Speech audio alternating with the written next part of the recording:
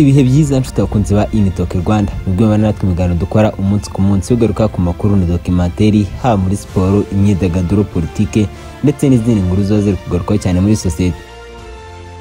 Urwego rw'igihugu rw'ubugenzacyaha RIB rwafasha abagabo batatu bakekwaho kwiba sitasiyo za essence zitandukanye hirya no hino mu gihugu. Urwego rw'ubugenzacyaha RIB rwafasha abagabo batatu bakekwaho kwiba sitasiyo za essence zitandukanye hirya no hino mu gihugu amafaranga arenga miliyoni 17 z'amafaranga y'u Rwanda.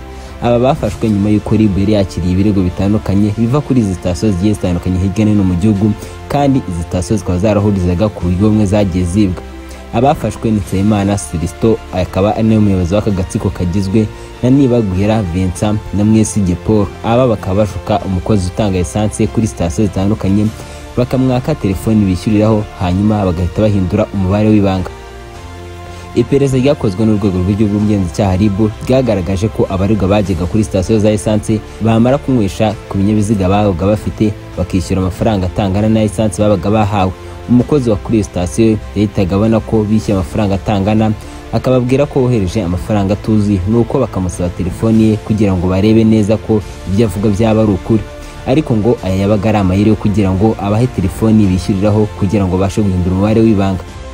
Umwe muri abaga yifashije mudasobwa babaga bitwaje mu modoka, agahita anyura ku muyoboro wa MTN ukoreshwa n'abafite kode zo kwishyuriraho za Momo Pay, hanyuma akahita ashyiramo kode yo kwishyuriraho ya sitasiyo, ariko akemeza ko yibagiwe umubare w'ibanga. Icyo gihe systeme yahitaga ibaha ijambo banga rya one time password kuri iyo telefoni bahawe n'umukozi wa sitasiyo ya essence, maze ubundi bakabona uburenganzira bwo guhindura umubare w'ibanga.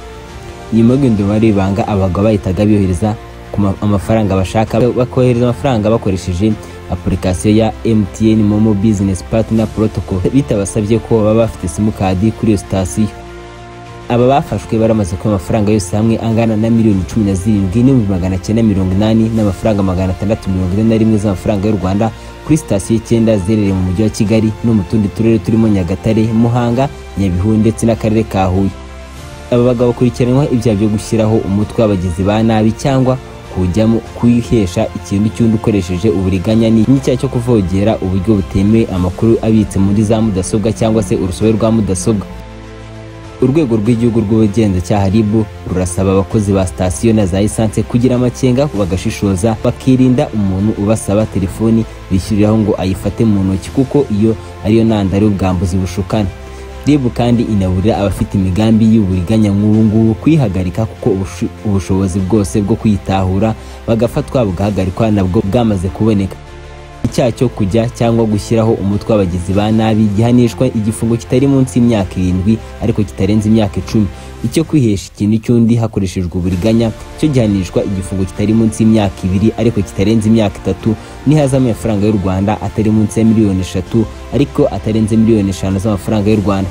Icyaha cyo kugera mu buryo butemewe mu bw'amakuru abitse muri system cyangwa urusobe rwa mudasobwa cyo gihanishwa igifungo kitari munsi y'amezi 6 ariko kitarenze imyaka 2 n'ihazamu y'amafaranga y'u Rwanda atari munsi ya miliyoni 1 ariko atarenze miliyoni 2 z'amafaranga y'u Rwanda.